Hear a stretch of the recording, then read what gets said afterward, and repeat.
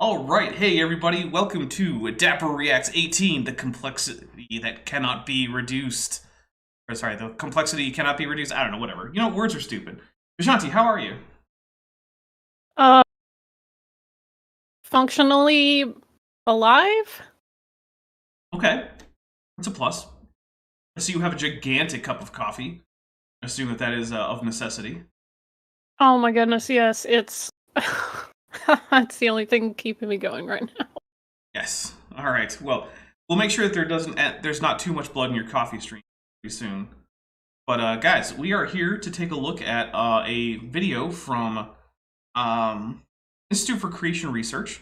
Almost said AIG, but that would be wrong. This is the Institute for Creation Research, the oldest, I believe, of the surviving young Earth creationist organizations. This one is about irreducible complexity, as you might have guessed from the title. ICR basically started way back with like Henry Morris and Dwayne Gish, and they published like the 60s and 70s classics of creationism, like young Earth, I'm sorry, scientific creationism, fossils, or sorry, evolution, the flood set, or the fossils still say no or say no, depending on which edition.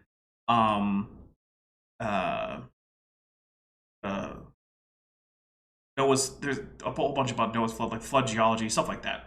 You know, I still have a bunch of Henry Morris's books on like flood geology and younger creation rate. I did not know that. We should talk about that. That's a thing. I'm pretty sure that I've told you that before, and that we should go through them. I think we should, actually. Interestingly enough, creationism really has not moved on very much. Like, some of those arguments are like out of favor, but not many. I've flipped through those books occasionally, and the arguments they're using from 20 years ago and 30 plus years ago are exactly the same. Mm-hmm. It's honestly shocking how little creationism has adapted to better technology, new data. They just don't care. Or I can't say they don't care. Many of them don't care. Some of them care. It's not fair to me to say none of them care. I do know of some who are, you know, using computer modeling and new kinds of scanning techniques and whatnot. But for the most part, yeah, creationism is just stuck in the 60s. So this is one of their podcasts. I did another one with who's their other paleontology guy, the older one? I don't remember his name. Doesn't matter. He was doing what can fossils really show us? So this is another one of those types of things where they bring in someone into their CGI studio. They have them talk about whatever topic it is. Or this whole video is like 22 minutes long. And I don't really want to stand on a whole lot of ceremony. So, Shanti, you want to just dive into it? Okay. All right, here we go. This guy's just to introduce himself. I'm starting after the music so that I don't get copyright claim for music that I didn't pay royalty. Show where we discuss science that confirms most of the music. Scripture.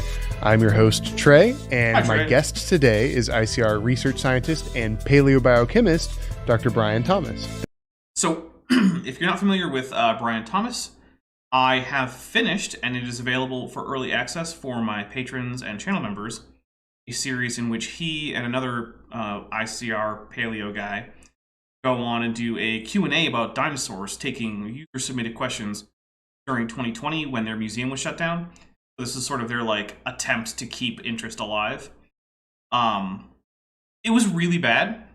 This is a man who possibly knows less about dinosaurs than David Menton, whose video series just finished up for general consumption without people paying me extra for early access. Thanks for joining us today. Oh, sorry. We're barely even a minute in, and I've already detected a lie. Troy Bowling isn't bowling at all. Oh, that's a good point. I don't see any pins. Thanks, and well done pronouncing that big long word. Paleobiochemist. Yes, takes lots of practice. You practice. It's like you say paleo and bio and chemist. Bring them together. It's not that bad. I can make compound words like German. Right? It's just like, it's not that impressive. Whatever, it's fine. That one well. Yes, in front of the mirror, just to make sure that I get it right.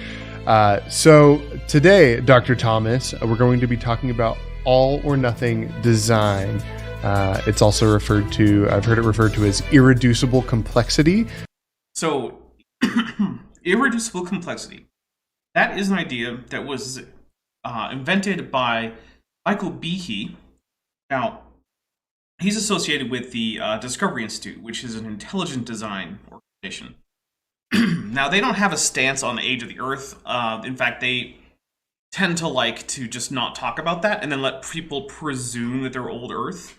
They actually do have a number of young Earthers who are sort of like hiding that fact, or not necessarily hiding it, but like not, keeping it low key that they're young Earthers there. Michael Behe was also a star witness, if you will, at the Kitzmiller versus Dover trial, which was a trial over whether or not the intelligent design textbook of pandas and people should be allowed in classrooms. See design proponentsists. Yes. So, in case you guys don't know, this was in the wake of another Supreme Court decision that had decided that young Earth creationism was not scientific, was religious, and therefore had no place in science classrooms. Although it could be talked about in things like comparative religion classes, right? That's fine. In the wake of this decision, the Discovery Institute took their previous textbook, which I think had a slightly different title than Of Pandas and People. I think it was called something like The Panda's Thumb, and then it had something about God in the title. They scrambled to make this non-religious. The way they did this, and we know because the court actually has access to multiple versions of the drafts of the stages between one version and the next, they simply took the words God or gods and replaced it with, that's God, like apostrophe S, not just S. Just replaced with things like in the intelligent designer or the designer apostrophe S. And they replaced words like creationist with intelligent design proponent or design proponent. Design proponents. In one place, yeah, they did it so badly that they forgot to actually get rid of the entire creationists word. They just started after the C and ended before the TS at the end of creationists, resulting in the wonderful typo C design proponentsists, which is just perfect, like chef's kiss right there. And of course, yes, intelligent design was found to in fact not be science and to instead just be a thinly veiled rebranding of literally creationism. All they did is Control H the find and replace function in their word processor. Yep. So now, God, so embarrassing. A couple of years ago, if I remember correctly, I got a chance to speak to Mr. Behe, or Dr. Behe, I suppose. And to be fair, he was cordial and polite, and he answered my questions very succinctly and very directly. But my big question was, in the intervening years, all the developments that you've been involved with, that the rest of the Discovery Institute has been involved with, all that, in bringing intelligent design to, a more rigorous place, to a better place of scientific understanding, to increase its theoretical power, all this. Do you think intelligent design would meet the standard of science such that it could be taught in a science classroom? Dr. Behe, to his credit, gave a very direct answer.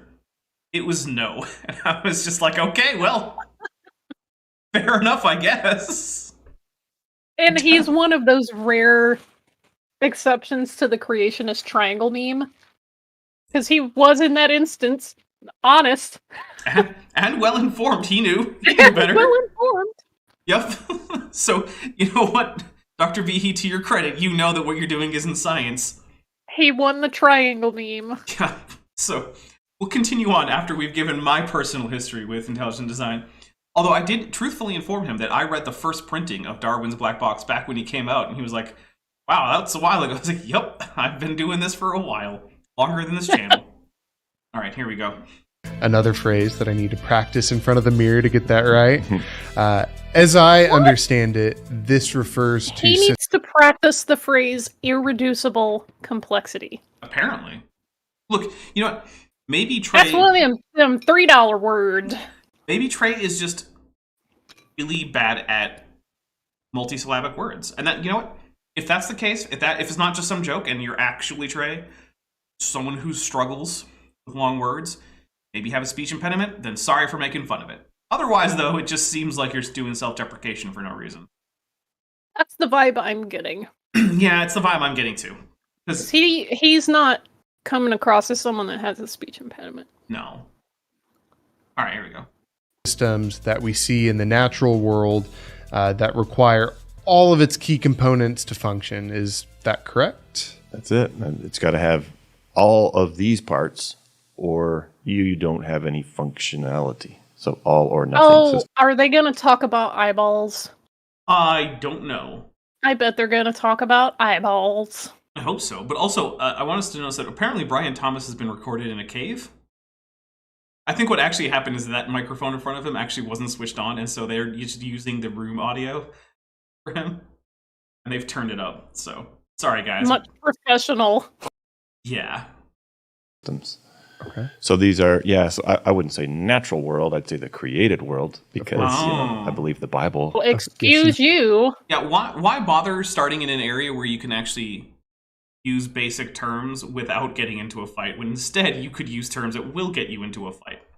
Yeah. Me too, for anyone who's wondering. Okay. But yeah, that's it. So you have... No, it's not it. Look, that definition for irreducibly complex is kind of iffy, right? A better way to talk about irreducible complexity that actually, works is that to be irreducibly complex, a structure must be made of multiple parts, all of which must be vital for the function of, or at least some subset of which must be vital for the function of that structure, such that were any of them to be absent or sufficiently modified, the structure would simply cease to function entirely.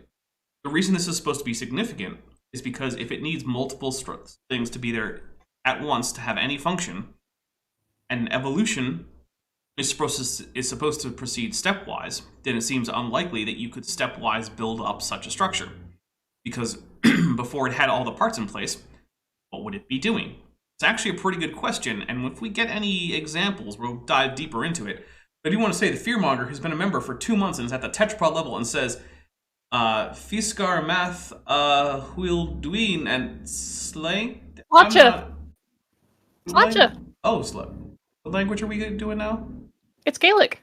Oh, I don't know Gaelic. Yeah, it's Irish Gaelic. Slacha, Fearmonger. Thank you. Take a drink for that. I'm drinking Monster. That's it. I'm drinking the white can Monster. I don't know. I don't even know if this has a flavored name to it. This says Zero Ultra. I don't know what that means. Like, I don't know. It's one of the monsters that I can stand, of which there's a small number. Anyway, here we go. Oh, that didn't work. Try this one. To have them all. Charles Darwin, in his book Origin of Species, wrote that something like if it could be demonstrated that any feature could not possibly arise by successive slight modifications, my theory would absolutely break down. So okay, man. I mean, he did say that, and the thing is that Charles Darwin's theory of evolution by natural selection and gradualism, in fact, would break down. It turns out his theory has broken down. No one believes Charles Darwin's theory anymore because his theory was incomplete and in some cases just wrong. And it's one of the things about creationism that really bugs me. It's this idea that Darwin is just the Pope of science. He decided ex cathedra what all of us should believe about evolution, and that's just how it is. Instead, no, he's just some dead guy from 150 years ago who came up with some ideas that turned out to be mostly true, and he was the first one to publish those ideas. That's it. That's all it is. Again, this is one of those things that I'll just continue to harp on when it comes to specifically Christian young earth creationists, is because they're so trained and so used to this model that every truth came down from on high, that they just think the whole world works like that. That's why they keep bringing up Darwin. It's like, bro, we moved on from Darwin at least 75 years ago. Right. Like, cool, Darwin started the ball rolling. That's good. Somebody eventually was going to stumble into it, but he is not the Pope. He did not, become the elevated prophet of science to which all immutable truths must be revealed and unquestioned. Right, yeah. He's not the Jesus of science. He's not the Muhammad of science. He's not even the Moses of science.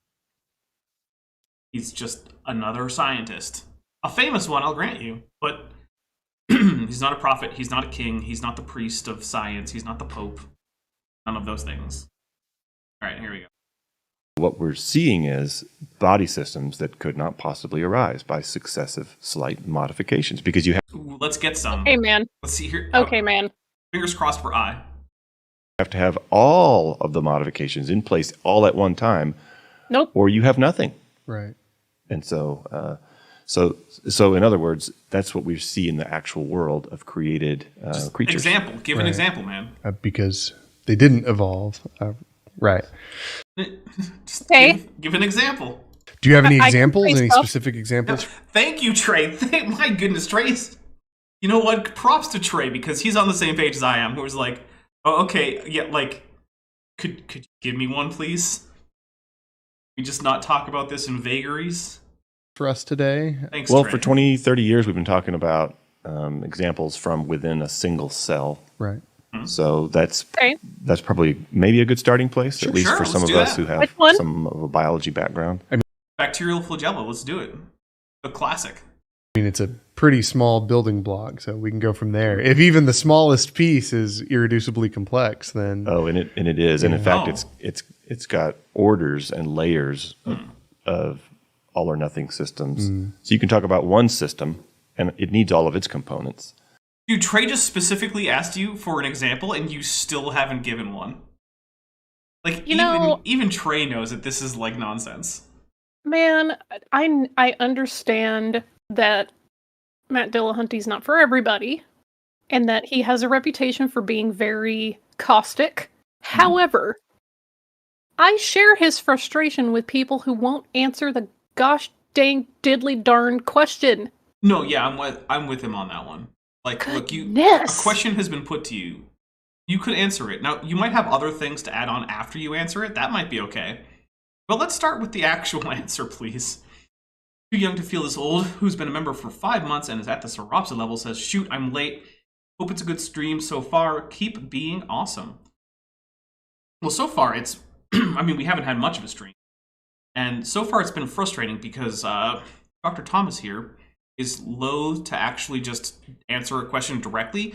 And with a friendly audience, right? Like, he's not on, like, The Line or something, right? He's on the ICR podcast with an ICR employee. They're going to try to give him the best possible scenario to provide, like, to make his case. Seriously. This is like... We're playing, like, T-ball here. This is not exactly like Major League Baseball. There's a nice, big, soft ball right there on a tee, set up by Trey, right for Dr. Thomas to just knock it off the tee with. Instead, well, there's many such systems. Yeah, many. I'm not going to mention any. Okay. Vandali 1998, who's been a member for 27 months, my goodness, and is at the amnio level, says, if you like stuff that's not important, like young Earth creationism, but not as dumb, then join us tonight for the season 11 premiere as we compare Marvel and DC comic heroes. All right. Hit play and see what we get. But it turns out that system depends on a separate system that also needs all of its components. So you end up meeting...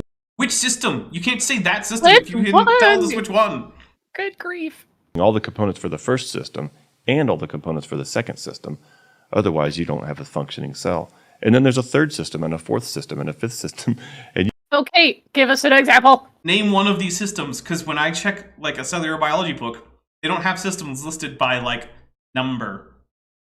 You could probably spend an entire career, a lifetime, as a scientist, just mapping the irreducible systems. I bet you would be able to name one of them. So that should be real easy for you to give us some examples then, right?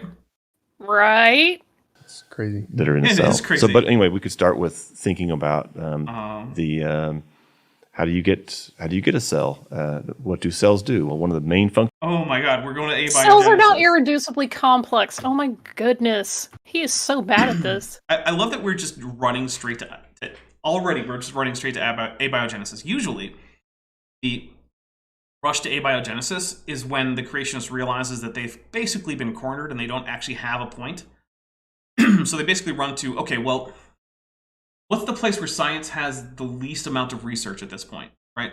Where's the place where scientists are the least certain about what happened in the past in regards to biology? Oh, it's abiogenesis. Well, I'll just run there, and that's where I can stick a big old God of the gaps. But now, we've got Thomas in front of a friendly audience who's not trying to set him up to fail, who's not being antagonistic, just got nothing. Imagine being this bad at your job. Seriously. They have is to manufacture proteins. Mm-hmm. So ribosomes are irreducibly complex. Is that what we're getting? Cells make proteins. The proteins become parts of the cell itself. Okay. Or they can be exported and become parts of your body. Okay. But how do you make a protein? Well, first you start with DNA, then that's read and turned to RNA, and that's turned into more RNA, which then goes to a ribosome, which reads that, and then produces protein from coding the RNA from various, amino acids floating about. That's the basic rundown. You need the instructional code, like the blueprint. Mm-hmm. So that's in the DNA. So the DNA equals code. Yep. DNA is code. I've already got 2 squares. I've got irreducible complexity because, well, you obviously. Started there. And then I've got DNA equals code. So very nice. Bingo cards. Molecules that are in cells, all cells, almost all cells.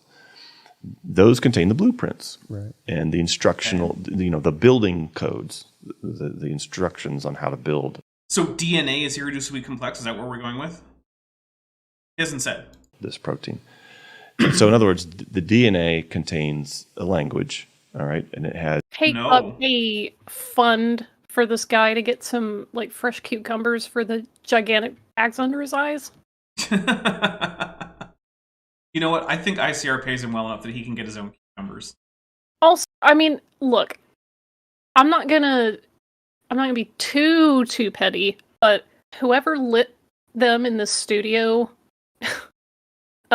wasn't trying to make them look very flattering. Oh no, they're trying to make the lighting roughly match the CGI background. That's what they're doing. Oof. Yeah, so the way that they do this is that they have that blue window. I'm pretty sure that's real. The top of the desk is real. Front of the desk, I'm pretty sure, isn't real, and the background isn't real.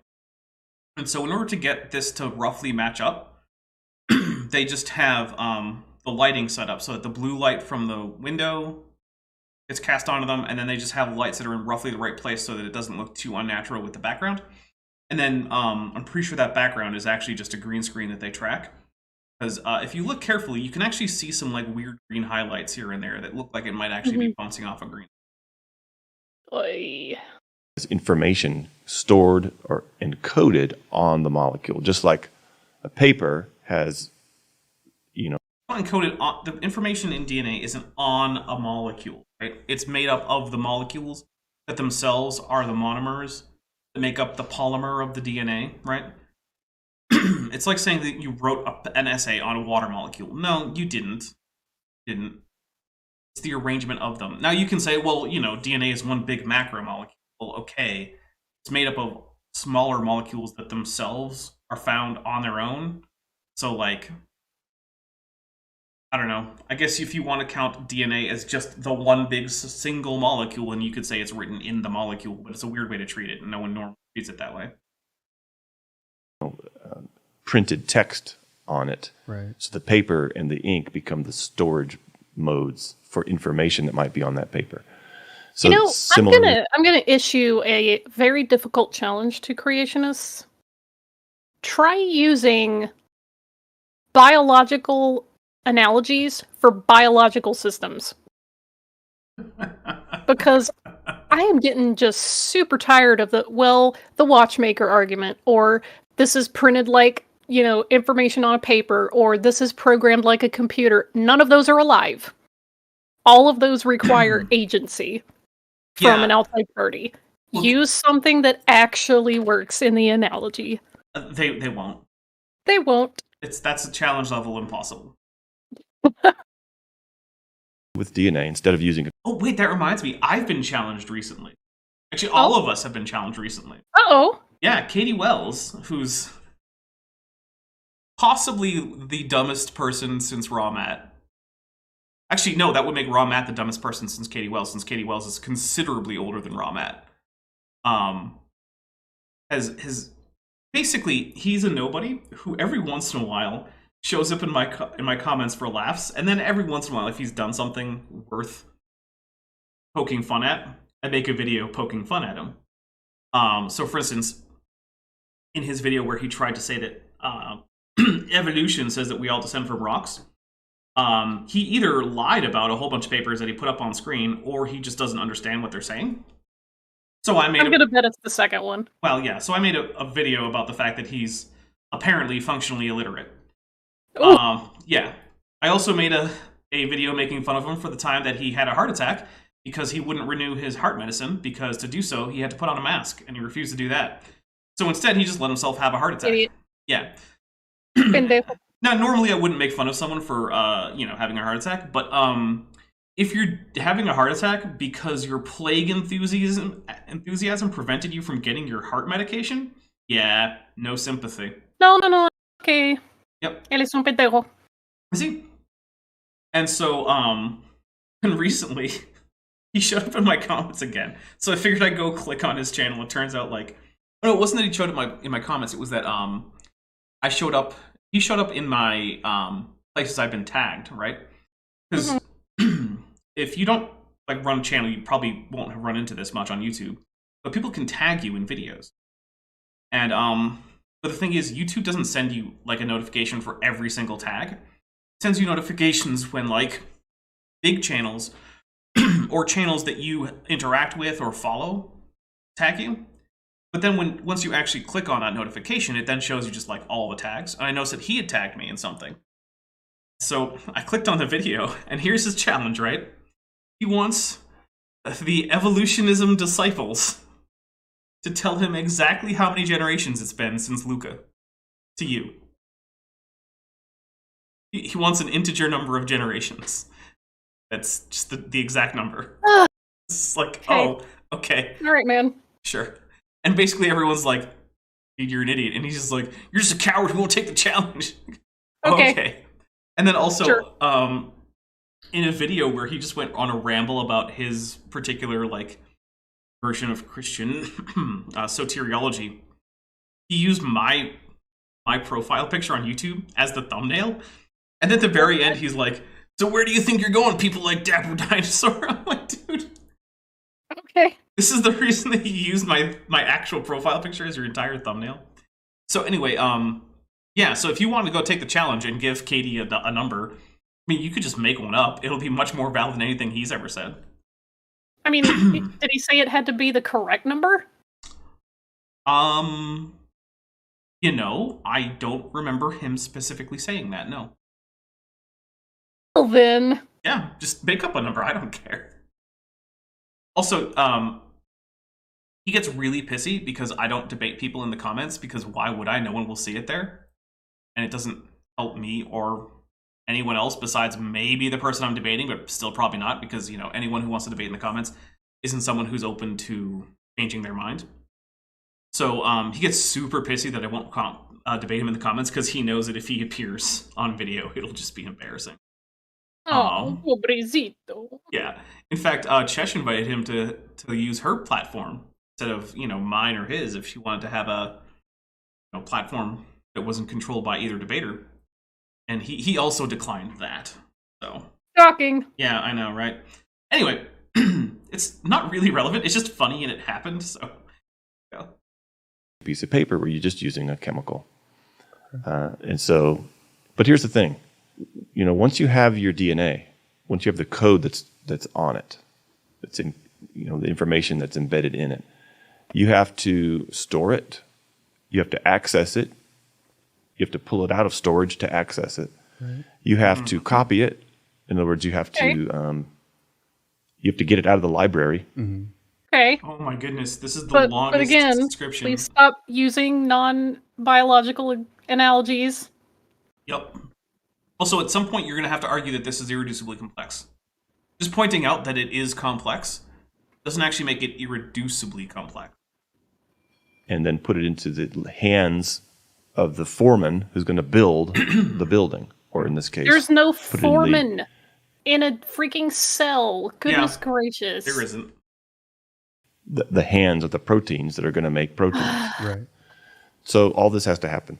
But what does the storing and the pulling out of the library and the copying of the information? Well, proteins do all that. Proteins. Okay. You notice he always couches these things, despite the fact that basically what he's talking about is a problem for abiogenesis, right? Because, if you say, the protein, like the DNA storage system and protein mechanisms present in all life couldn't evolve. Okay, well that's, I guess, a problem for abiogenesis because that still leaves us with, common ancestry with bacteria. I guess if you're going to accept that, common ancestry with bacteria, I have far fewer problems with you. But he's also then going to go ahead and assume that means that that's how life has to work. But we know it's not. We know that RNA can itself actually catalyze protein formation. It's much worse at it than a ribosome is. But it can, and also RNA can itself store the pattern for proteins. So on its own, RNA can be both the storage for the plans for the proteins, as well as the quote-unquote factory that makes the proteins. So the earliest life probably just used RNA to both synthesize proteins as well as to store the genetic data that it needs to make the proteins in the first place. And the thing is, he's not going to talk about that because that's not how modern life operates. So he can just kind of ignore that fact. That fact that there is, in fact, a reduced system of the kind he's talking about that at least operates in labs, and there's no reason couldn't have operated in the first life forms. Now, like I said, it's far less efficient than what life forms use now, but life forms now are all, hanging out billions of years after the first life forms. So they've had a lot of time to figure out more efficient ways to do things than just storing and using RNA for both data storage and for proteins. It's kind of like, there's a more efficient way to do that. Yeah. And then cells, adopted more efficient ways when they just did things like started to be able to synthesize DNA or started creating specific proteins to create the ribosome to surround the ribozyme, which itself is still, to this day, in all living things, a little core of RNA in it. Pick the DNA up, put the DNA back in the shelves, read the DNA information, translate the information into something that could be useful in the cell to make proteins. So proteins are required to manage. Yep. Nor has he even argued that it's irreducibly complex, because the point of irreducible complexity isn't that there are a lot of parts. It's that every single part is definitively necessary. And the thing is, there are simpler versions of all of these things. Like I said, we start with just RNA, right? RNA can just on its own make proteins and other RNA copies. Now, you can add in DNA that then gets translated to RNA. Okay, well now we have another step. But that step wasn't necessary. Then you can keep on going until you have the entire thing. And in each case, it makes an improvement, but it isn't actually necessary for the function. So this whole, going from DNA to protein doesn't actually get us to irreducible complexity. One of the reasons why Behe doesn't use it in his book, because Behe knows about this, right? Behe's not an idiot. he knows about this particular biological process, and he knows that it doesn't fit the definition. That's why he picked the flagellar modem, because it does. Flagellar modem, which maybe we'll talk about, maybe we won't. I won't get too far into it if he doesn't mention it. But it has a whole bunch of different parts, and if you take any of the parts away, then you don't get a flagellar motor. I said modem. You don't get a flagellar modem no matter what. But you don't get a flagellar motor without all those parts. Flagellar modem, that would be interesting. It's going to be like a sci-fi story where people use bacteria as computers. It'd be great.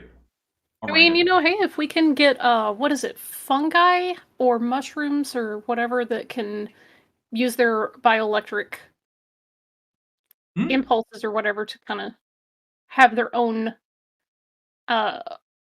what's the word I'm looking for? My brain is just not online today. Their own, network? Yeah. Yeah. Well, I know I talk about it a bit, perhaps more than I should, but in the Children of Time series, there's some ants that are used as computers. Programmable ants. In fact, actually, at one point, one of the characters becomes like a Gestalt consciousness formed out of a large collection of various ants. And she's Lino not... Atreides II has entered the chat. Yes, this character is not super comfortable with this fact, but she also realizes that it's too late now. So, anyway, here we go. And even copy the DNA, because, as we know, cells divide. Right. Cell division, right? And so you need another copy of all the DNA that's in that parent cell, and the full copy is going to go into both of the daughter cells that result Well, you know what? I from cell think division. that cells are satanic because, God doesn't create division. He's a God of unity and order. There you go, yeah. If God were a God of unity, then there would be no cell division. It would all just be one big cell. That's right. The blob is the highest form of life and is the divine form made manifest on Earth. Don't ask which version of the blob, because honestly, I'm not sure which one I think is the definitive version of the blob, whether the black and white original or the remake from the 70s. I don't remember offhand. Yeah. It's the one where the blob is actually visibly pink. Great, okay. Might have been the early 80s, but I feel like it was the 70s. Anyway. So you have to copy the DNA and do all these things. Proteins do the copying. Proteins do the storing. Proteins do the reading. No, proteins don't do the storing. That's the DNA, buddy. Keep up. Thomas, you're the one who's supposed to be the authority on this. Come on, man. Also, I think he's got one of those silicone wedding rings. Wonder if he works on cars or something. Usually that's where you get one of those, is you're doing a lot of stuff where a ring... That's a good catch. Yeah. Yeah. Because normally the only reason to get the silicone wedding ring is if you're working around spinning machinery and you don't want your finger to be degloved because of a metal ring. What? Yeah. It's... Ooh. Or if you're doing electrical work, it's also a good idea there because it's non-conductive. Oh, yeah. Well, hey, I hope whatever it is, you have fun doing it, because, there's a lot of cool stuff that you can do that you shouldn't wear a wedding ring for, if it's metal. Or one made out of metal. Right, yeah. If they're made out of silicone, it's much, much safer. It's just tears. Have proteins. But so that leads us to the question, which came first, the proteins or the DNA? Neither. The RNA came first. It's literally just the RNA. That's the whole answer. You present a false dichotomy, and then I point out, false dichotomy, there's a third option, RNA. RNA came first. RNA can both make DNA, and it can make protein. And then, over time, it can increase the efficiency of both. That's a different take. because the DNA... I like that even Trey is just I don't think this is going where I want it to. This is a different take. Nervous laughter. Or Trey. I almost feel bad for Trey. I mean, most of the time he has these very compliant guests who just go exactly where he's leading them by the nose. And here's Dr. Brian Thomas, who I'm getting the impression doesn't actually know much about irreducible complexity, hasn't really read into the books about it and whatnot, and is just well, how do you get DNA there, huh? It's just dude, what are you talking about? Imagine giving someone this much bait and they're just not taking it. I know. It's so sad. I honestly feel bad for Trey in this one. Codes for the proteins So you can't have the proteins without the DNA. Right. Because the DNA has the codes for those proteins. But nor can you have the DNA without the proteins, because it's the proteins that manage and store and copy the DNA. Right. So Okay, so RNA. You're forgetting the RNA entirely. You haven't even mentioned it, despite the fact that RNA is a vital part of the process of protein synthesis. Hasn't actually come up at all. Why bother talking about RNA? You know what? I bet he doesn't want to mention RNA because he knows that that's the actual answer. What do you think? So when was this filmed? That is a great question. I will see if Was it within the last 2 years? I am very confident that the answer to that question is yes. Okay. Let's find out. A lot of people that may not have talked about RNA learned a whole lot about RNA from hearing it over and over and over, because that's one of the popular methods to deliver the COVID-19 vaccine. Oh, goodness. This is from 2 months ago. Oh. Yeah. Yikes. We don't have a whole lot of excuses on this one. Yikes. 2 months. Okay, by the way, Ev or High Ev, I'm not really sure, because the capitalization is throwing me a little bit, but says the Pink Blob movie was from 1988. Really, that recently? Wow. Huh, I thought it was older than that. All right. Huh, what do I know? I'm just a Ceratosaurus. I bite the head off sauropods. All right, here we go. you have to have them both standing together at the same time. Along with, what's that third thing? Rhinos. Rhinos, that's what it is. Or you don't get anything. You don't have the core of life. The core of life. What? The core of life. We're bringing back vitalism, boys. Let's do it. Living cell, we should say. Right. You don't have a functioning cell without both proteins and DNA. I feel like there's another RNA, man. Yeah, RNA. Also, I feel like lipids are important there too. Yeah. I feel like if I didn't have lipid bilayers in my cells, I probably wouldn't have cells. I just have nuclei and organelles floating around into the environment, spilling out all over the place. Actually, I wouldn't even have nuclei, would I? Because, that's got a lipid bilayer too. Gee, it's almost like we're forgetting important things that I don't know, might make your point about the irreducible complexity of protein synthesis less believable there, Dr. Thomas. Weird. Also weird how this is never one of the things brought up by actual ID proponents who like irreducible complexity. So that's one example that we can talk about of irreducible complexity. Wow. And those build out into so much more. And so that smallest piece, right? That's incredible. And it's way cooler to say which came first, the protein or the cell, than to say the chicken or the egg. Let's be honest. Way more scientific. Well, I'm long past the generation that's able to identify what's cool or not. So you're he's one of the olds. Oh, but look, you can see a little bit of what I'm saying. See on Trey's face, like the lighting on the left side is clearly kind of greenish, even though there's nothing green in the room. It's because there's a green screen. Pretty sure. Pretty sure it's a green screen with some tracking marks, and then they do a camera solve, which is pretty simple, right? You toss your footage into your computer, you note where the tracking marks are. You probably already have this room set up in 3D. Then you solve for where the computer is and how it moves, and then you render that out. You composite out the green screen, and then you just manually erase the tracking marks, and then you paste that on top of CGI output. And then all you have to do is either blur it to mimic the depth of field, or just have already mimicked the depth of field in your 3D program in the first place. Yay for production details with Dapper Dinosaur. In that generation, so if you say so, I have to just take your word for it. All right, we'll go with that. Well, any other examples? Maybe some... You mean other examples? How about any examples at all? I've given any examples. He's just talked about how it is fact. Look, the word irreducible is in there for a reason. I will grant you that protein synthesis is quite complicated. but no one's made the claim that I'm aware of that it in itself is irreducibly complex. Because, it's obviously not. Some animals or plants or something like that? Oh, sure. There's plenty. I mean, look at your own body. The eye. Say the eye. It's the one that actually works. The one that's actually irreducibly complex. Just say the eye. So one of the things we need to emphasize when we talk about all or nothing systems is that there are parts of animal and human bodies that you don't actually have to have. Mm-hmm. That's the opposite of what you're being asked for, Thomas. Opposite. Oh my goodness.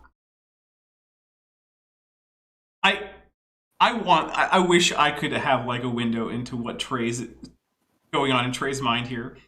Because he's got to be like, come on, give me something, man. You're supposed to be the expert. Why did they set me up with this interview?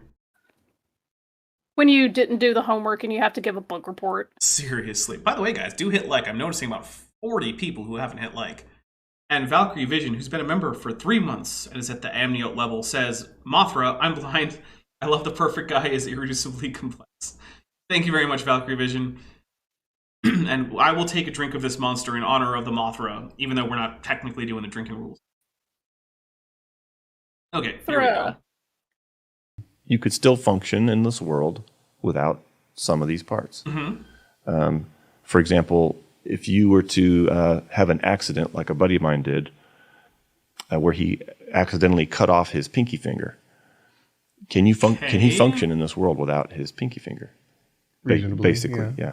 He said probably going to be worse at the piano, but yeah, probably. The function that he misses the most is being able to grab a minnow out of a bucket of minnows for fishing. He can't do it with his left hand anymore because the minnow. 100% opposite of irreducibly complex. Seriously, you're talking about irreducible complexity is, hey, this entire thing just breaks if you don't have every single part of it. Let's talk about stuff that keeps working if you miss a part of it. Right? Dork. No matter how much he closes and makes a fist, the minnow can squeeze out where that pinky was. Get a net, dude. Right. Get one of those nets from the pet store used for fishing fish out of your fish tank. Use that. Does he function? He just uses his right hand. Oh yeah, okay, that works too. I'm glad his buddy can still go fishing. Like genuinely, that's nice for him. But I don't understand the point of this. Well, how's this relevant? Right. It's not. To get the minnow out of the bait bucket. So that's not the kind of body part. We're talking about core body parts. We're talking about those body parts that are essential to the function of the animal or man. Right. So if it's a human body, you have essential parts. Yeah. The heart. The heart. Essential doesn't mean irreducibly complex, though. That's part of the thing. The heart. Let's hear about the heart, because the heart is very reducible. In fact, people manage to survive missing parts of their heart. They have lower efficiency. They can't actually transport blood as efficiency, and so they do have a higher mortality rate, and they do tend to live less long. But you can function without various parts of your heart. Heart might come in handy every once in a while. Okay. But is it irreducibly complex? Okay, so you got to have a heart, and then again, I don't. Look, I didn't watch all of this beforehand. I watched a little bit to see, okay, it's Brian Thomas, it's ICR, it'll probably be fine. I honestly was not expecting Brian Thomas to apparently just not know what irreducible complexity is. That's what it seems like. He's just wildly unprepared for this. You can tell he's winging it. Look at the wheels. They're turning behind his eyes. We're going to start a poll. Okay. Does Dr. Thomas know what irreducible there? No, I didn't spell it right the first time, of course. Oh, it's an E. Yeah, okay. Irreducible complexity actually is. Have yes, no, and yeah,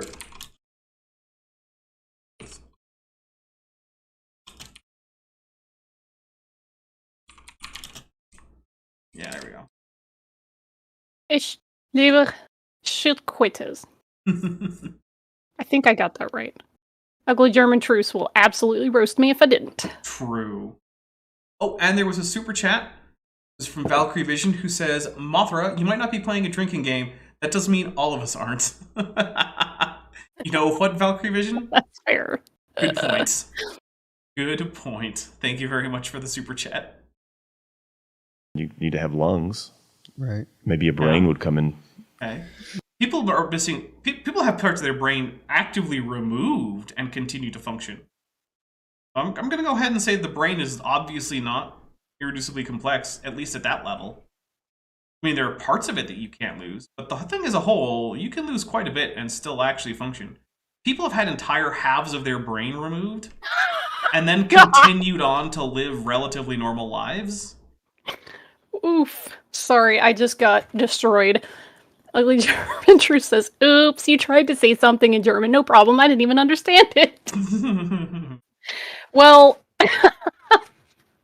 I probably wasn't enunciating clearly, but I did make an attempt to say I love turtles.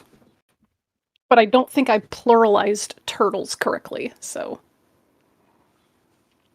Shield toads. So, is the plural of Schildkröte, what's the plural of that?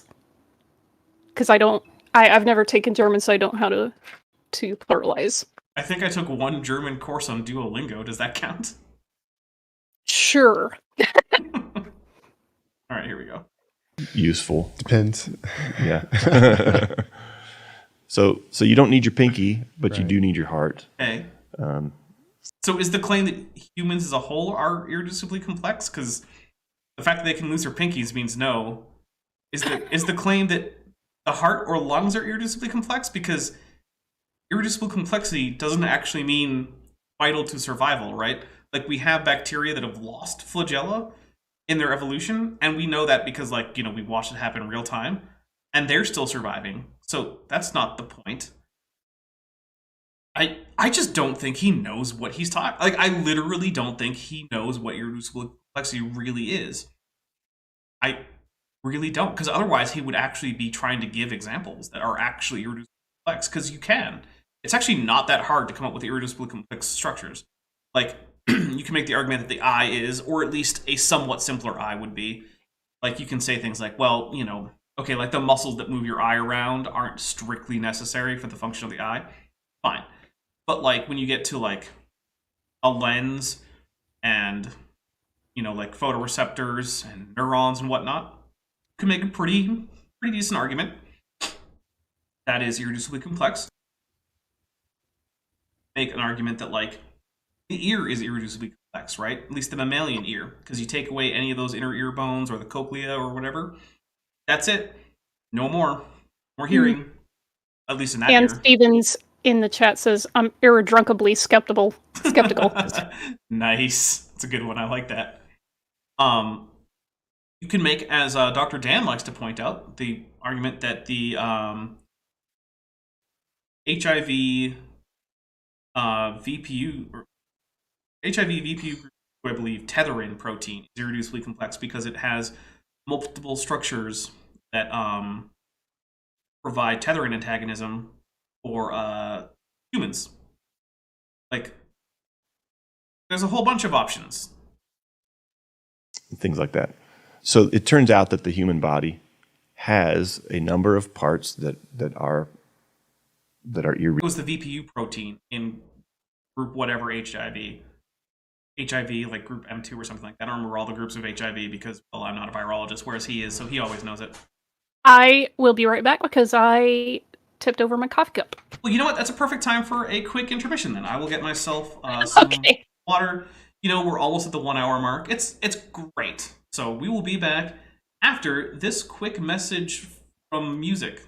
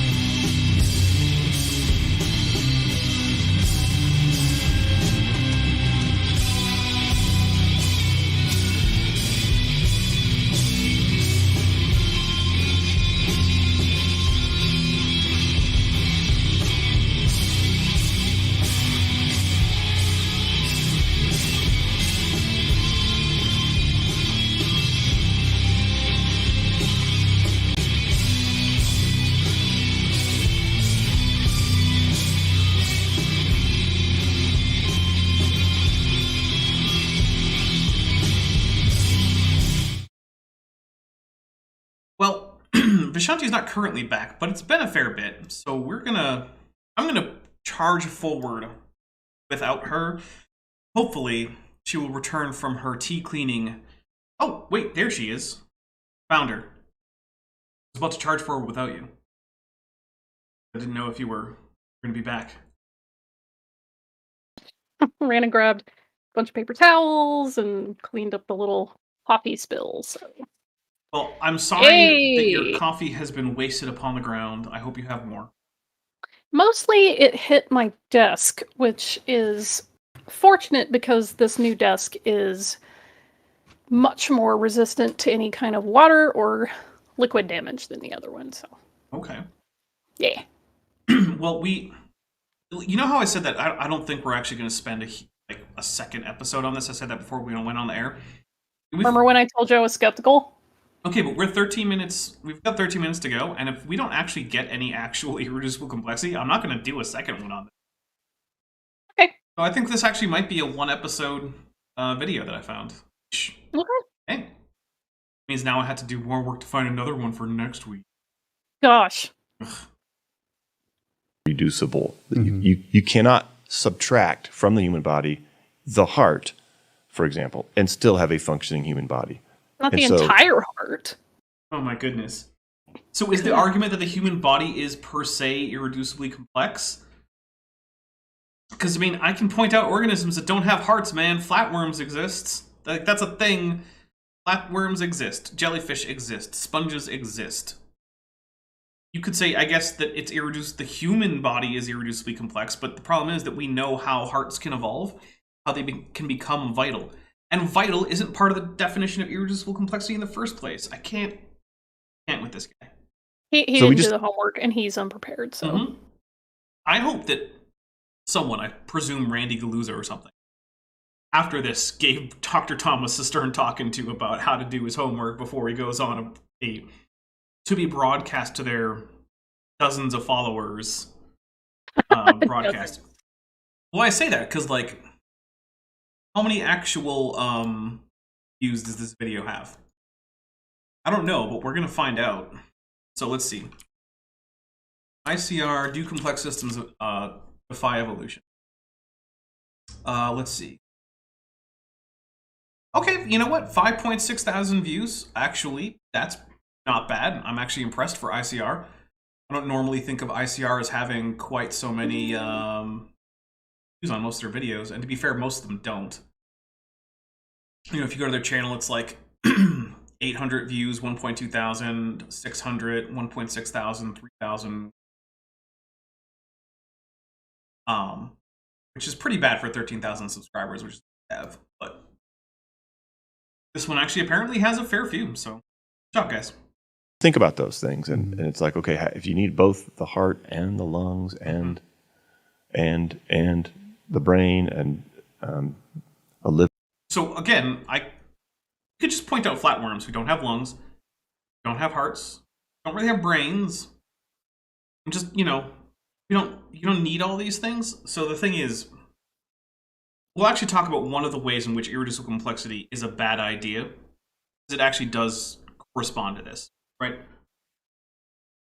So one of the things, and I'm actually going to use a non-biological structure as an analogy, I know, right?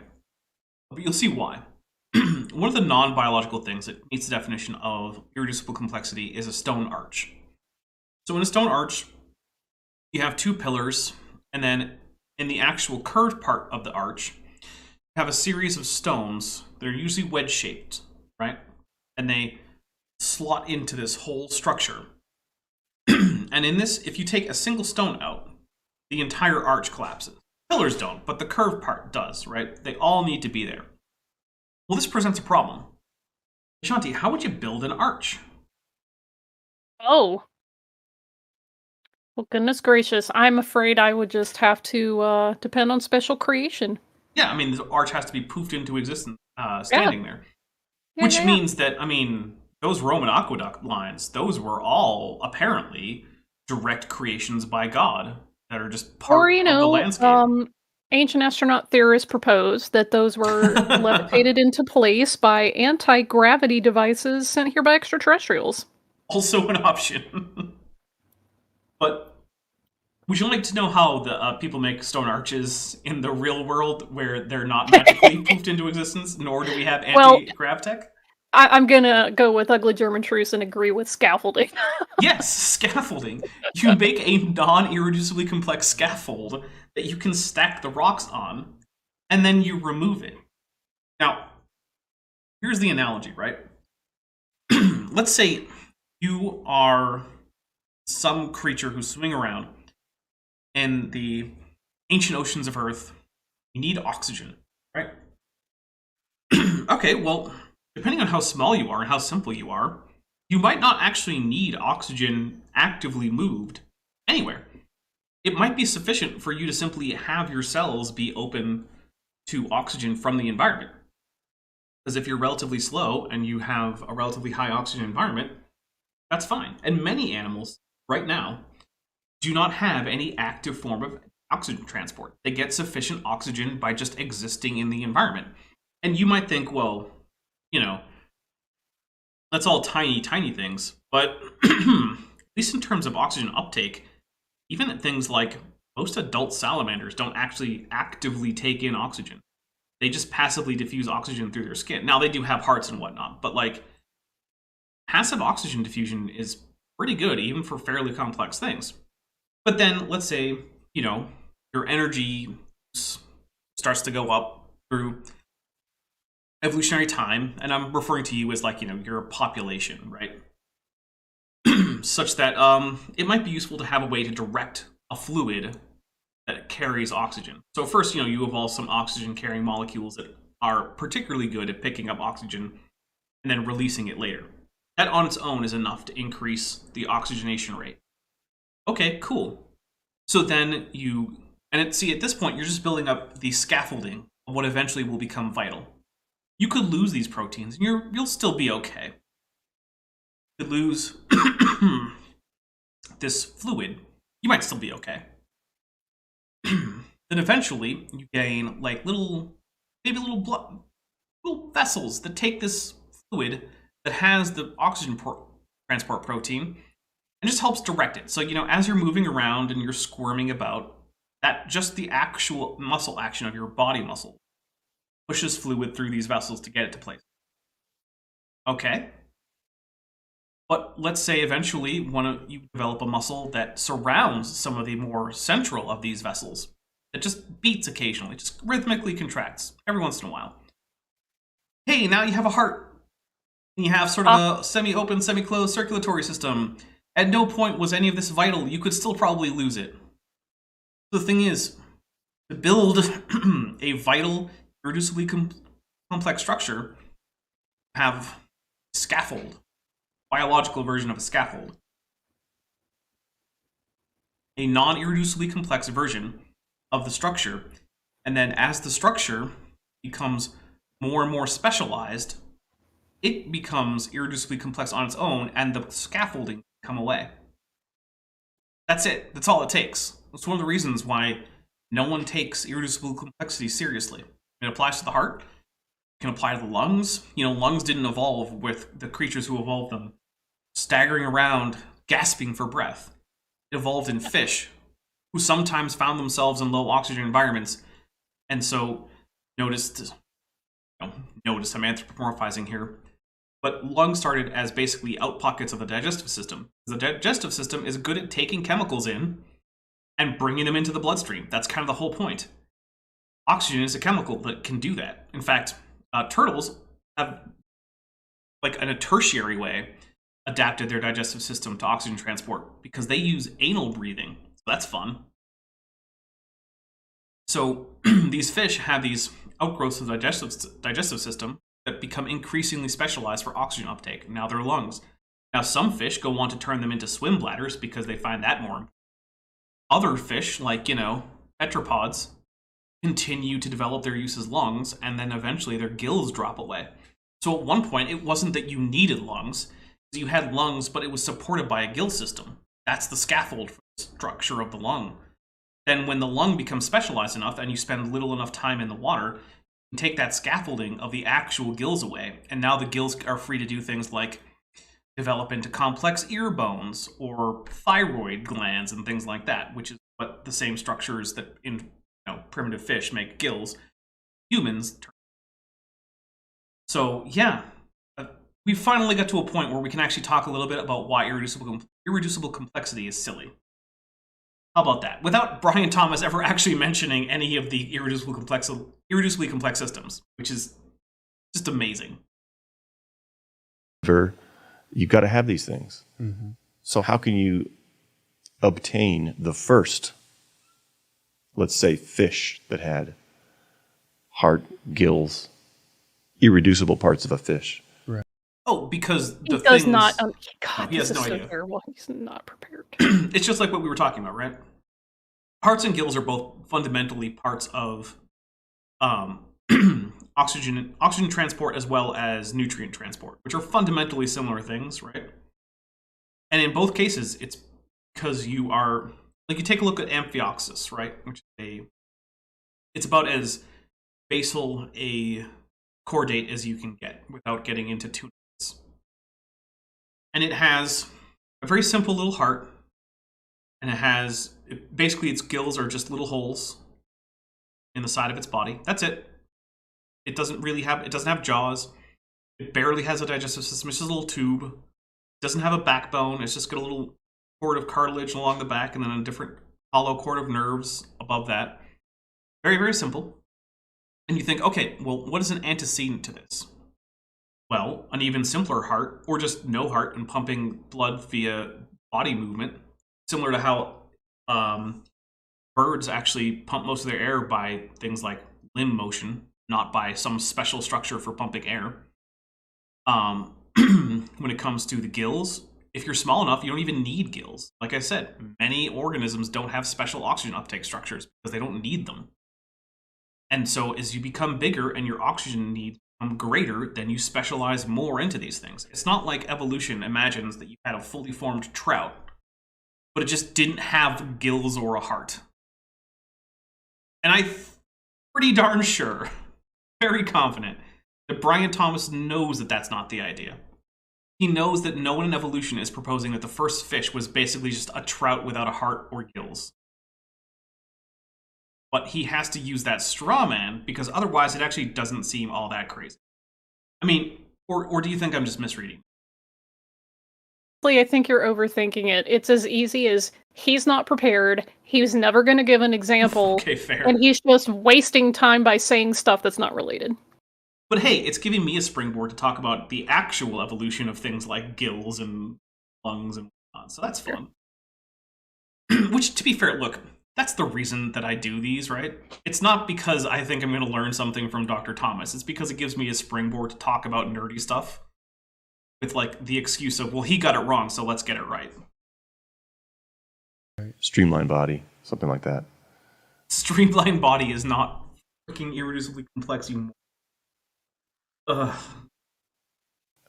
Just all the features that you need to live underwater for a fish.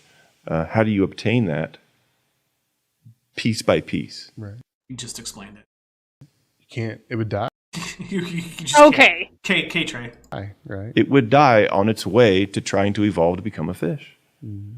Yes, because there are no aquatic... trying to evolve to become a fish. Okay. Sure. Yeah, first there's that, evolution does not have a goal. Second, there are creatures in the ocean right now that don't have gills and don't have hearts. They're not dead. Pretty sure jellyfish are alive. Right? This really sounds like a human looking at you and saying, or I guess maybe not a human, like we'll come up with something else. Like, you have an intelligent stork, right? It comes up and it's like, okay, how can you possibly live without feathers? And you're just like, I don't know, man, it seems to work out just fine. And he's like, no, I would die. And it's like, okay, you would die, but I'm not you. Not everything has the same requirements to be alive. There are organisms that are just fine without hearts. There are organisms that need more hearts.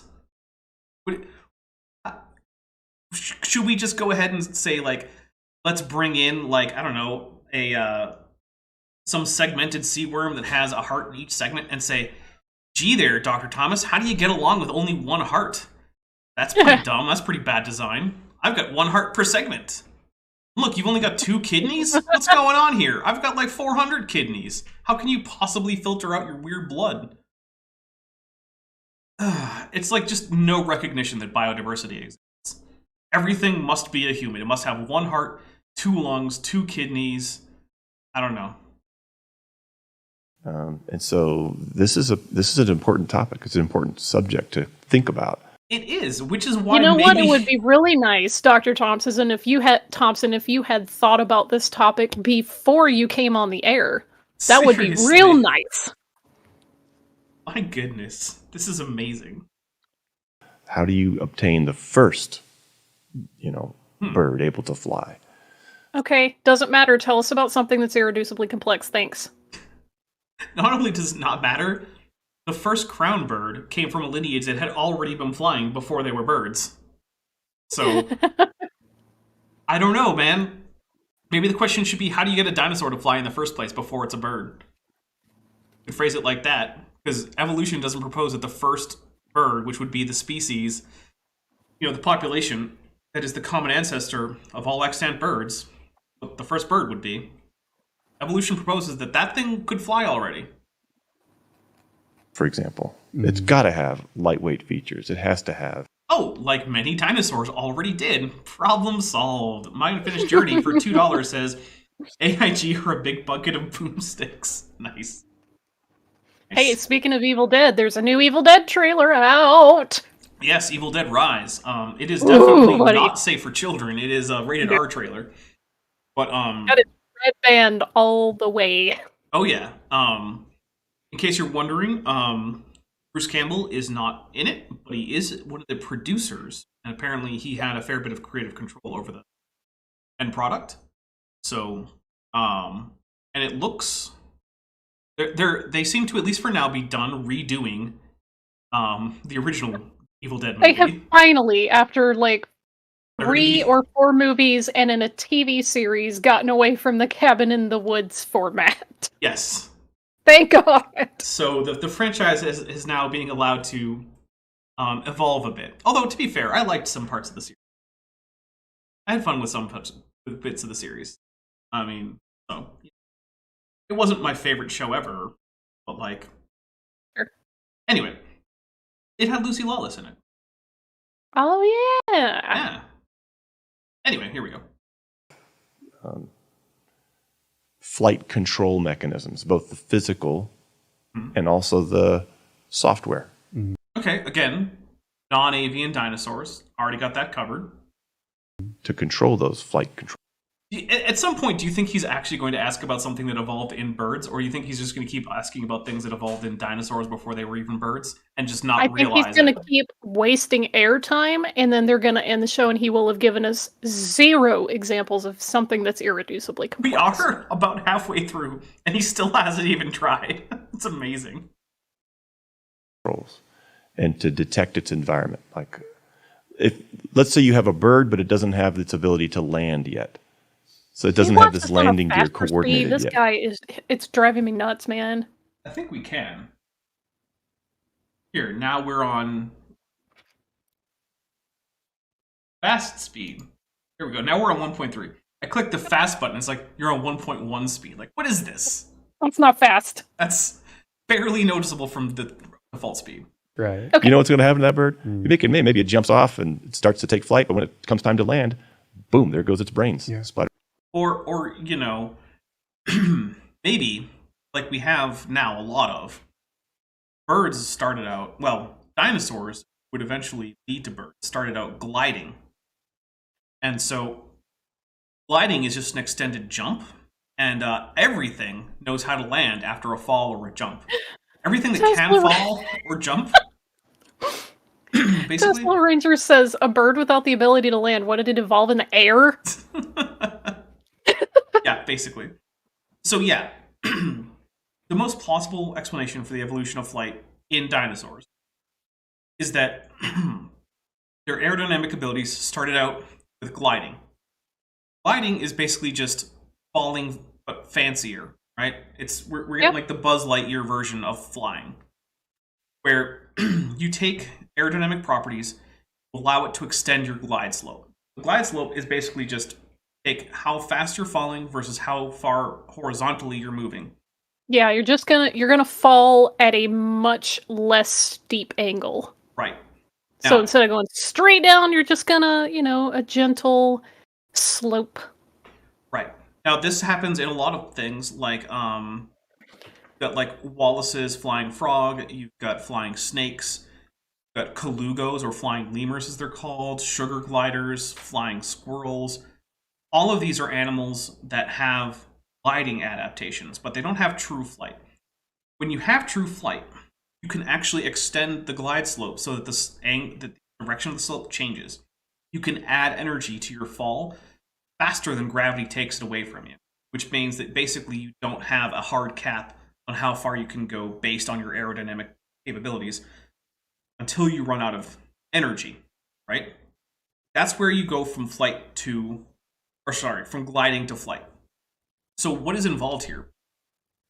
Well, if you can add any energy to your fall, then you can extend how far you can go, even if you can't get to flight. Because remember, be able to add energy faster than gravity is taking it from the fall. So if you have a bird that can flap a little bit to get just or not bird, it would still be a non-avian dinosaur, but it flaps just a bit, right? Just to get a little bit extra air under those wings to get that glide just a little bit farther. Okay, cool. All you now have to do is continue to increase adaptation for further adding energy into the fall.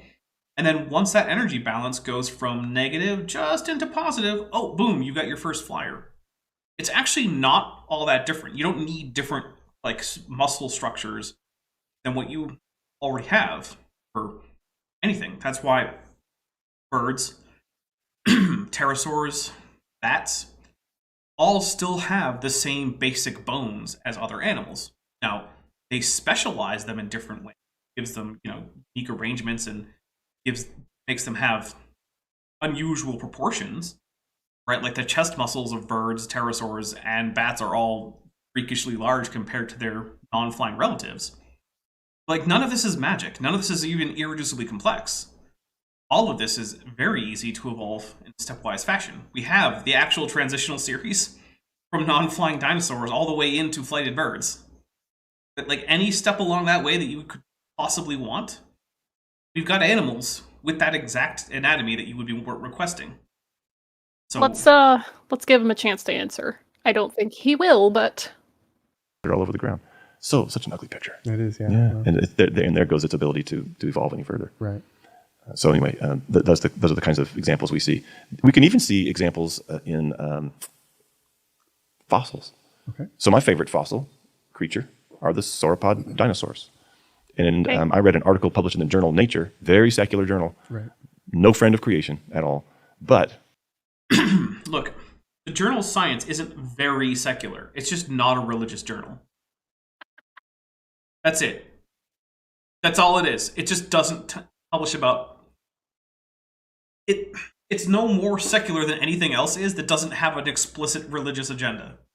That's all apparently that it takes to be a very secular whatever in the mind of Brian Thomas. Very secular. Dun dun dun. I guess this channel is a very secular channel because I don't promote a particular religious view here. You're just doing that evolutionist science. Yeah, I guess.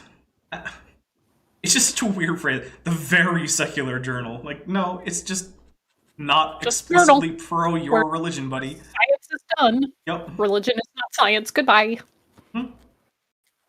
Because the world actually was created, right, along with its creatures. Okay, man, sure. You can't get around creation. You end up having to talk about it anyway, because that's the world we live in. Okay. So I read an article on sauropods, and it basically described all or nothing body systems that all sauropods had. Now, the sauropod dinosaurs, pop quiz. Long necks. Yes. Hey, look, we know what sauropods are at the level of the Land Before Time naming convention. Now, I just want to point out, what did he just say was the one identifying feature of sauropods that you notice first?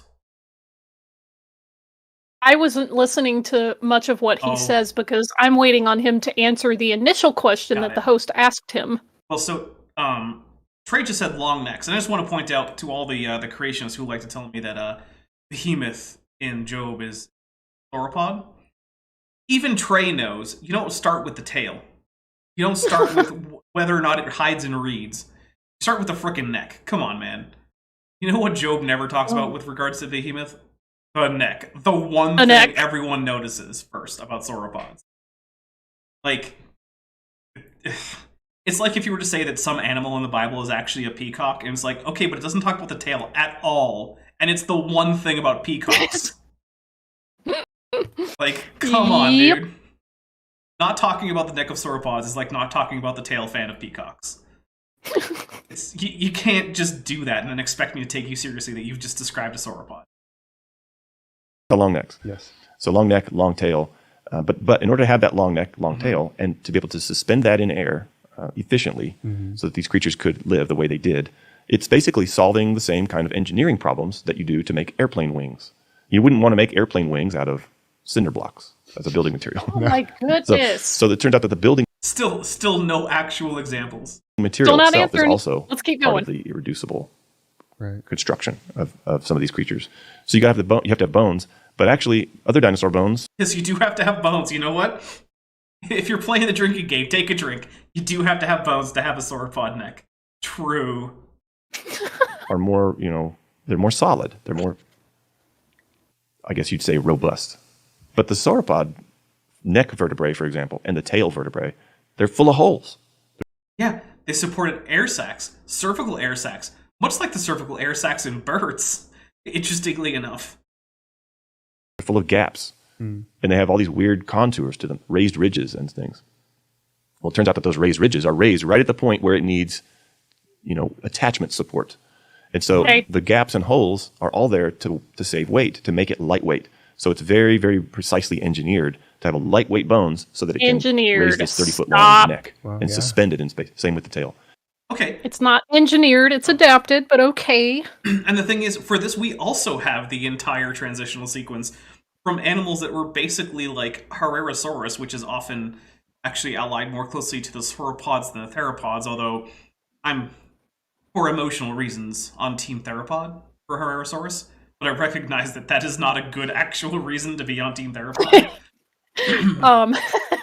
Fibonacci 8 says, I order my sauropods boneless. It just arrives as like a heap of flesh just on the ground in a puddle. Kill it now, it's in pain. I know. But here's the thing, right? So you get from that, and the thing is, okay, so take a look at Herrerasaurus, because basically as basal a dinosaur as you're really ever going to find, right? Like, it's so basal that it's hard to say if it's a prosauropod, or, well, I should say sauropodomorph, but whatever, you guys know what I mean. Or if it's a theropod.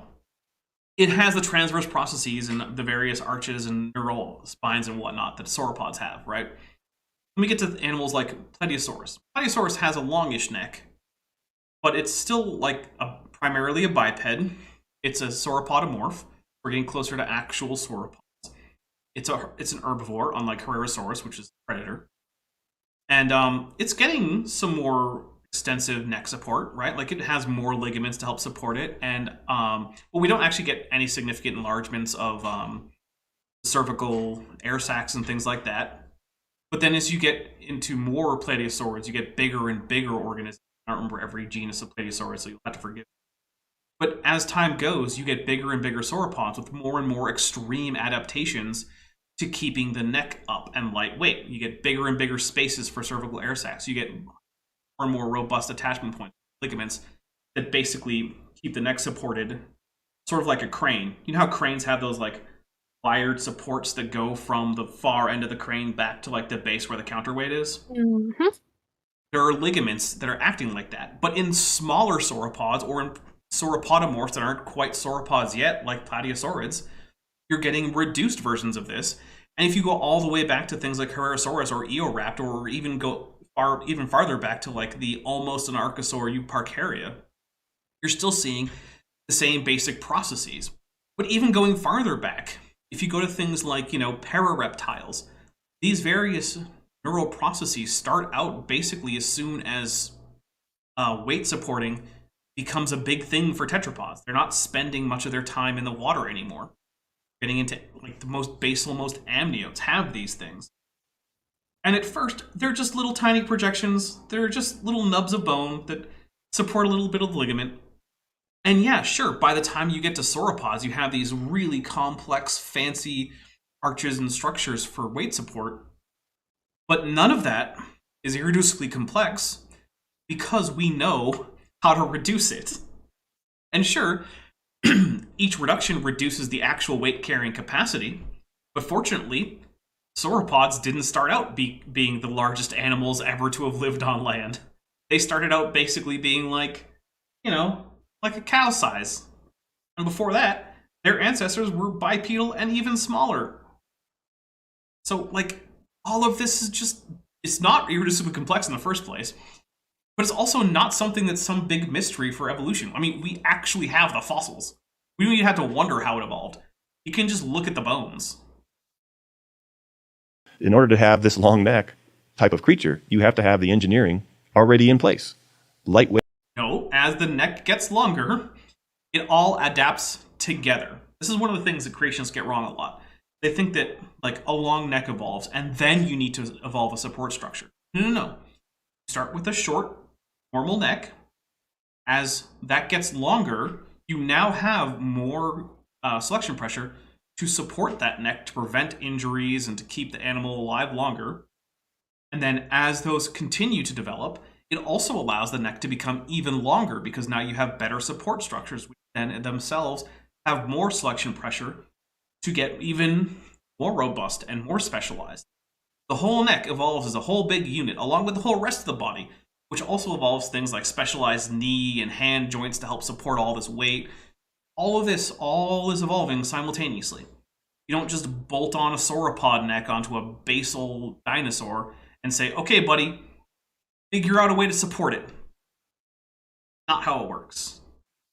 Material, also lightweight design of the shape of those bones. Right. And then the author also described how you got to have a tiny head with a tiny brain. So you just don't enlarge the head much. I mean, if you look at an actual sauropod skull, they're not small. They're just small comparatively. I don't know what...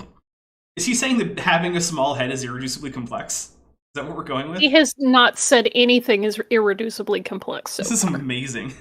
Sauropods had small heads, therefore complexity, therefore God, I guess. Okay, sure. So they had the brain the size of a walnut, despite the fact that their bodies were 100 feet long. You're thinking of Stegosaurus, but okay.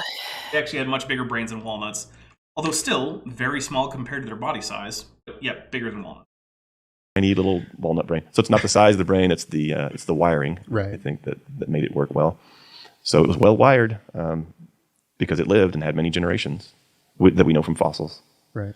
So you got to have a tiny brain. I mean, imagine T-Rex head. That's a big head. Mm-hmm. Or even worse, the heaviest head of all the dinosaurs, Triceratops, right. or the Ceratopsians. It's like a 2,000-pound head once you flesh it out. Right. And, so try to lift that, stick that on the end of this long neck. Yeah, it's not going anywhere. Not going anywhere. So yeah, maybe that's why sauropods never evolved giant heads. Although, like I said, they actually are pretty big, just not compared to the rest of the animal. You have to have a tiny head. You have to have these features. Yeah, it's almost like there's a selection pressure to keep the head size within reason compared to the entire rest of the body. This is more painful than I thought it was going to be, Auntie. I was actually you can tell from the title and the thumbnail of this video, I was actually expecting irreducible complexity to come up at some point in their video on irreducible complexity. I told you before we started that he wasn't gonna do it. I mean, looks like you might be the new prophet of science. I'm at least the prophet of just dipshit creationists. Well, we'll write a book about you later. And include it in the next New Testament or something. It'll be after the Book of Mormon. Okay. Here we go. And then the article talked about the growth rate, like how fast it grows. That's also part of it's not just the structure, but it's how that structure matures. Right. That's also critical. No, the growth rate and the stages of ontological development that it passes through are separate things there, Dr. Thomas. The growth rate is how fast you grow. Stages are the actual morphologies you take during that process. They're related, right? Because as you go through your growth rate, pass through those ontological stages. But you can't infer growth rate strictly from ontological stages, nor can you infer which ontological stages should exist simply from the growth rate. So we're not talking about just physical parts, but the timing of the growth patterns of these physical parts. They said, take their word for it. Not my word. I'm just some crazy, silly creationist, some guy who believes the Bible. I have a bias, unlike these guys who hate God. Yes, you do. Unlike these guys who hate God. That's a big old citation needed, my friend. I have not seen anything to say that the average author of a Nature article on paleontology hates God. My goodness.